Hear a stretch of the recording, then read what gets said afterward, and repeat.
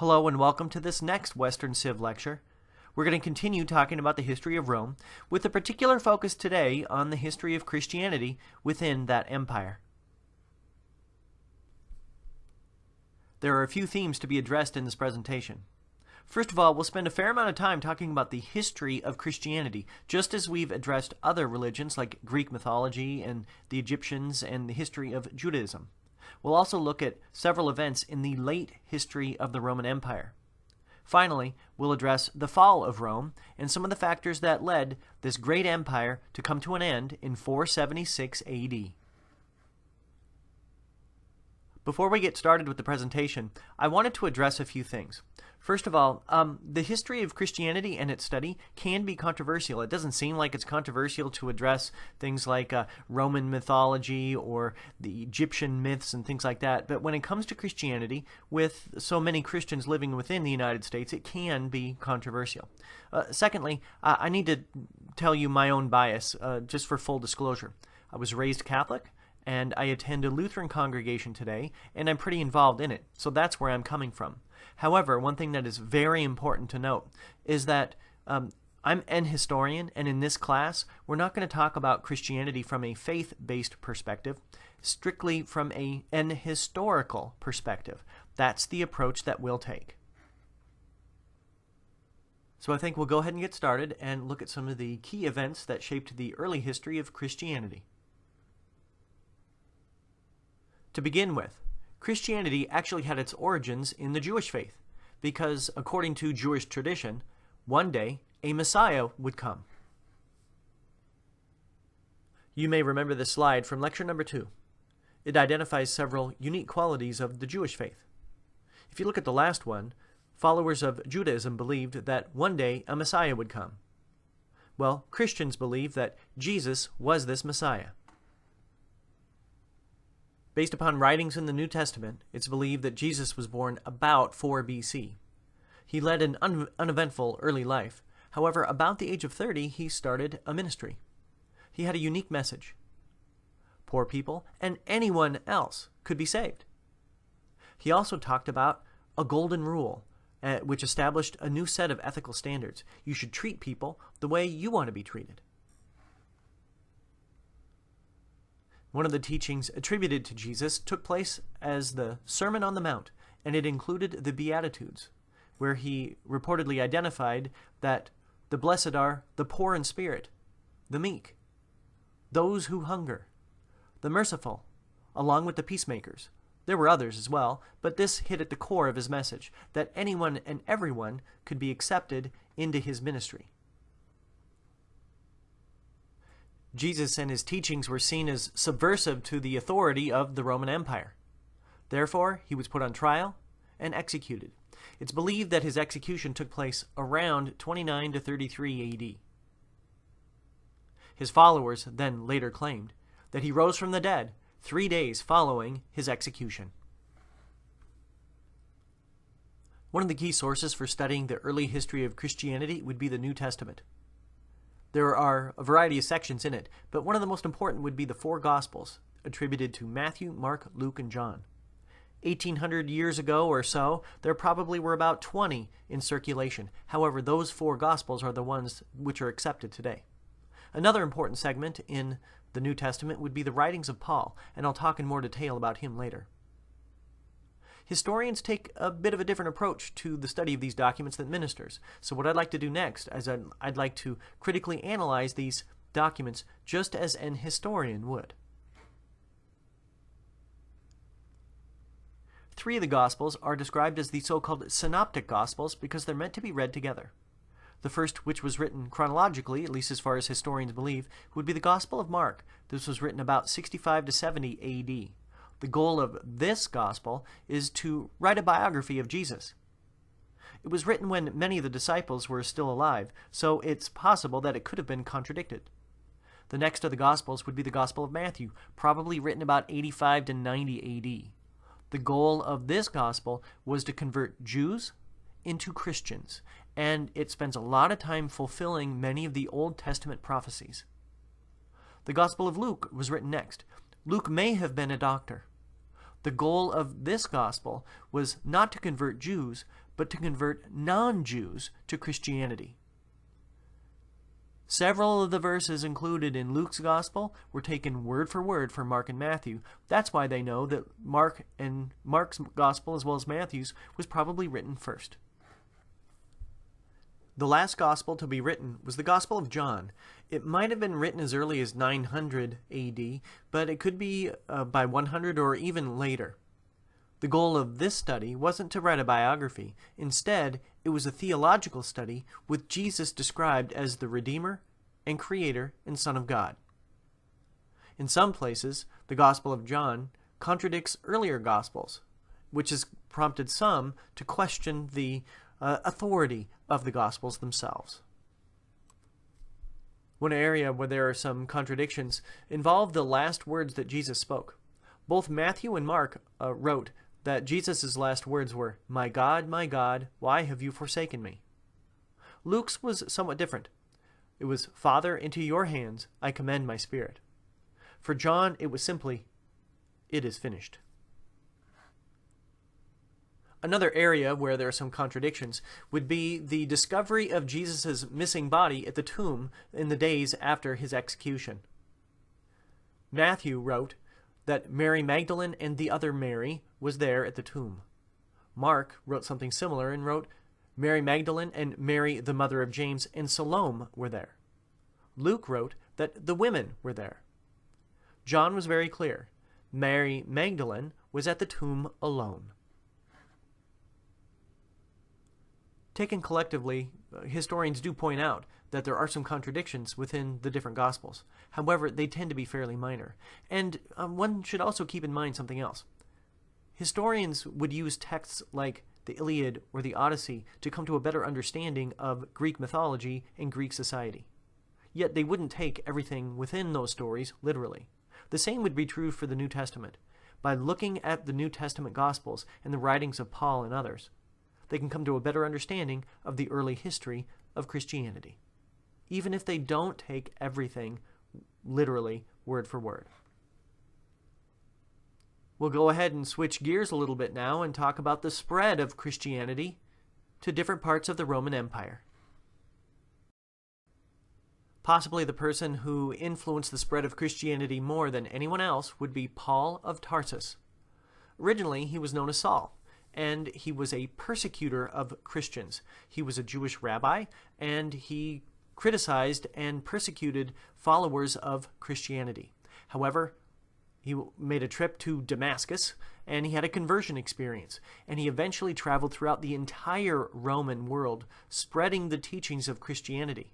One of the things that helped him on his travels was that he used the very efficient Roman road network. If you remember from a previous presentation, the Romans were great at building roads. It helped to facilitate travel as well as communication of different ideas. Paul used this Roman road network in order to walk literally to different parts of the empire and spread the word of Christianity.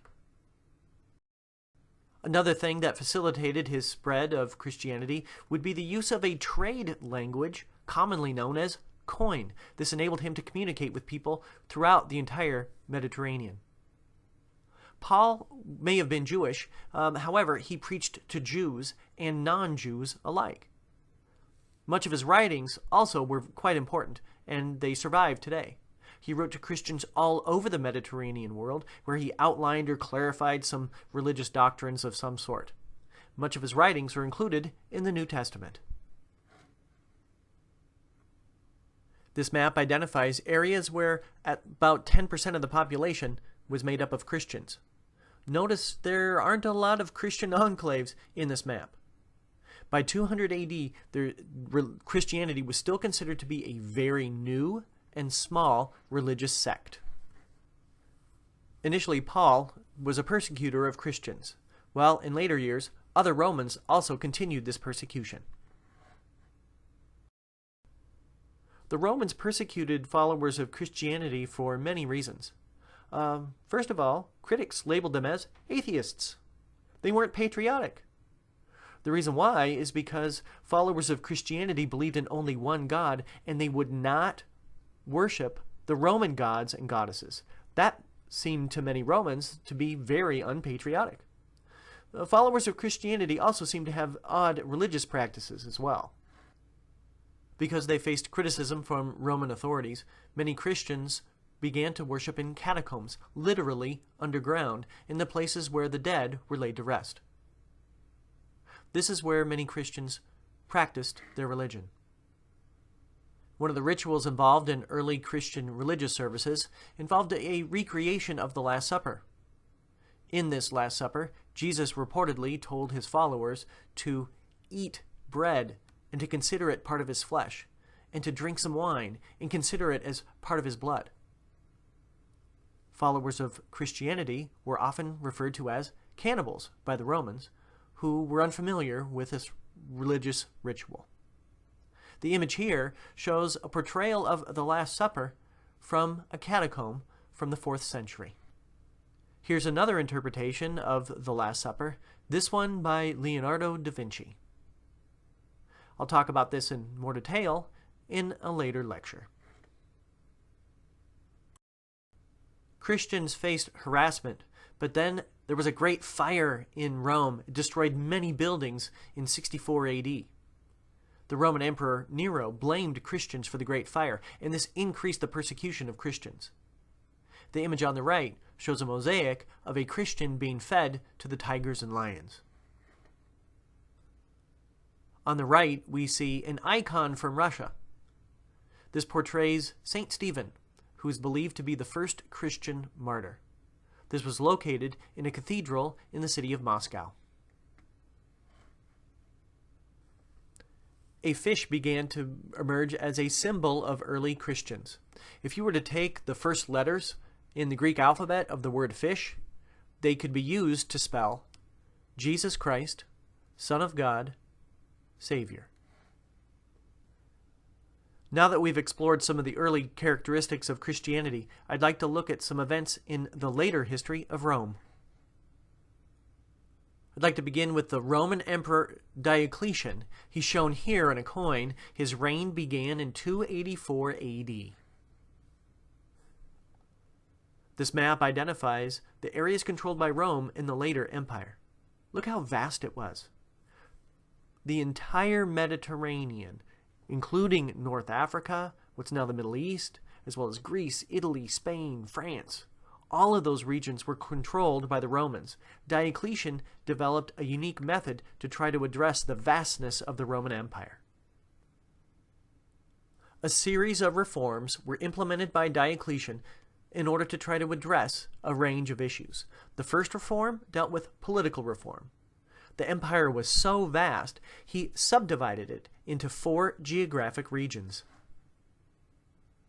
In order to address the vastness of the Roman Empire, Diocletian divided it into 4 provinces: the prefecture of Gaul, Italy, Illyricum, and the East. Each of these provinces would be ruled by a governor. Diocletian also implemented social reforms. He wanted to return to traditional Roman values. So he outlawed the religion of Christianity and ordered that all in the empire should worship traditional Roman gods upon the punishment of death. He also implemented economic reforms. Taxes were raised on everyone, and every plot of land was taxed at the same rate. It was based upon the size of that land. People engaged in trades and professions also would have to pay a tax or a license in order to continue their business. This helped to address problems with raising revenue in the empire at that time. Diocletian attempted to try to fix some of the problems in Roman society with those reforms. However, he retired in 305. Once his retirement was in place, Rome once again was involved in another civil war. Eventually, one individual emerged as the victor in this battle. The victor in that civil war is shown here, and his name was Constantine. Constantine took the authoritarian reforms of Diocletian to a new level. He consolidated his power and eliminated the different governor positions. His sons ended up administering much of his empire. He also weakened the Senate and essentially ignored their actions and ruled by decree. He also took another step. He moved the capital of the Roman Empire away from the city of Rome and to the east to a city originally known as Byzantium. Eventually, that city was renamed Constantinople. You may or may not be familiar with the song Istanbul was Constantinople. Well, I'm not going to sing it for you or show it here, but I'm going to have a hyperlink for it on our Canvas site. It's interesting to look at. Once again, here's that map identifying the different provinces of the Roman Empire. Well, Constantine did away with the different provinces, and he established a new capital. Here's a close-up of the location of the new capital. The arrow is pointing to the city of Constantinople, located in today's country of Turkey. Constantine also implemented reforms that influenced the history of Christianity. According to legend, one day before a battle, many years prior to becoming emperor, he had a vision in which he saw a cross, and he believed the cross would bring him victory. He had his men paint crosses on their shields as they were going out to battle. It's also believed that he was a Christian himself. Well, in 1313, he issued the Edict of Milan, which legalized the practice of Christianity within the Roman Empire. Here we see the Great Triumphal Arch of Constantine, Constantine the Great. This was from the 4th century AD, located right next to the Colosseum. Constantine was considered to be a great Roman emperor because he was so successful in ending the Civil War, and he also had a major influence on the history of Christianity. Constantine also had an influence on the history of Christian doctrine. Up until the early 300s AD, there were many different religious leaders throughout the Mediterranean who had their own versions of Christianity. Constantine was tired of their bickering, so he called them all together to a city called Nicaea, where they came up with a creed which all Christians could agree to. They ended up voting on this creed, and some of the highlights were the belief in the Trinity, that God, Jesus, and the Holy Spirit were one. Also included was the virgin birth of Jesus, that Mary was a virgin when she gave birth to Jesus. Also, that Jesus was executed and he rose from the dead. These readings were all agreed to at the Council of Nicaea in 326 AD and helped to unify Christians in the Roman Empire. Other reforms were put into place in later years. For example, in 354 AD, religious leaders agreed that they would celebrate the birth of Jesus on December 25th. Also, a later emperor named Theodosius decreed that Christianity would be the official religion of the Roman Empire. This was in 380 AD. Theodosius also issued proclamations outlawing or prohibiting the practice of non-Christian religions. So, if people practice the worship of the ancient Greeks, as shown with the Temple of Zeus here on the left, those were outlawed or prohibited, and so the Romans ended up destroying many of those ancient temples. On the right, we see one of the results of the destruction of the Temple of Zeus. Those pillars and those temples were destroyed by the Romans because non-Christian religions were prohibited. I showed this map earlier. It identifies the Christian areas in the Mediterranean in 200. Notice the numbers of Christian areas were quite small in that century. By 400 and 600 AD, we see a tremendous spread of Christianity throughout the entire Mediterranean. The irony of all this was that initially practicing Christianity was illegal. However, over the centuries, it eventually became the official religion of the Roman Empire. If a person practiced a religion other than Christianity, not only were they considered to be pagans, but they were considered to be guilty of treason as well.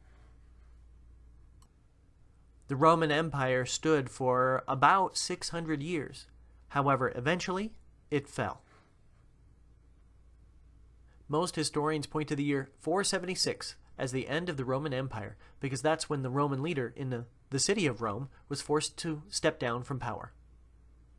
Many factors led to this. One general reason for the fall of Rome was a series of invasions by barbarians. The Romans had a great deal of wealth, and a range of barbarians would loot different cities to try to gain some of this wealth. The Huns came from the east.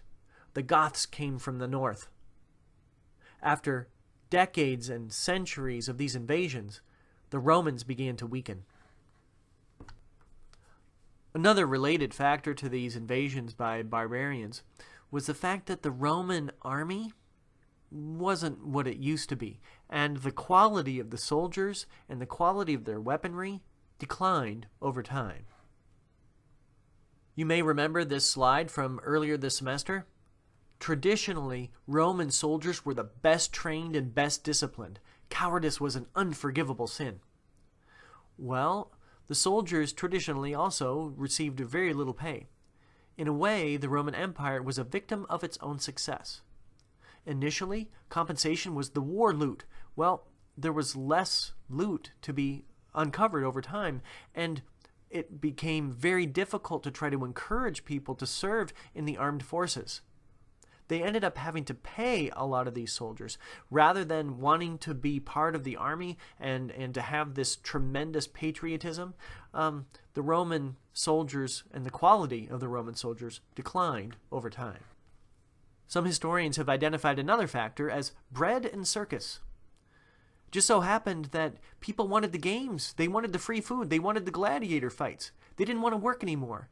And people living within Italy and throughout much of the Roman Empire became consumers of products as opposed to producers of different goods. Another factor was, again, Rome became a victim of its own success. The empire simply became too big to govern, and it couldn't be handled administratively. This map identifies the vastness of the Roman Empire. The first arrow points to about the 9-day trip information or goods or people would take to travel from the city of Rome to Spain. The next one shows how it might take 15 to 20 days for people or information to travel from Rome to North Egypt in the city of Alexandria. The capital of the Roman Empire was Byzantium. The third arrow here shows that it might take 10 or 12 days for information or people to travel from Byzantium to the Gaza Strip or today's area around Jerusalem. It simply was very large to try to administer different things. Today we think of information traveling instantaneously. Back then it could take weeks, maybe even months, for information to travel from one part of the Roman Empire to another. Many people have tried to explain why the Roman Empire fell. Well, maybe there's a better question. How or why was it able to last for so many centuries? Again, here we see a map of the Roman Empire. From right to left and then back again, we see that the Roman Empire was incredibly vast, and today there are many different countries that are included in this region. So we had Great Britain, France, Italy, and even Greece. Again, going a little bit east, we see the country of Turkey, and then the circled area there shows Israel and Syria and some areas there in the Middle East. Then we can swing down into North Africa and show Egypt, Libya, and even Morocco. So many of these areas today include different countries. Just think if one nation tried to control all of these regions with the modern technology that we have today. It would be incredibly difficult. Well, I'd like to finish this up with some concluding thoughts and ideas. Well, today I tried to address a range of topics. First of all, I considered life for early followers of Christianity. Next, we also looked at some of the changes implemented by the Roman emperors Diocletian, Constantine, and Theodosius. We also saw an end to the Roman Empire. One thing you might want to consider: what kind of obstacles and opportunities did people face in this era? Well, you've finished up another lecture for this class. I hope you learned something new, and we'll see you again soon. Take care and have a good day.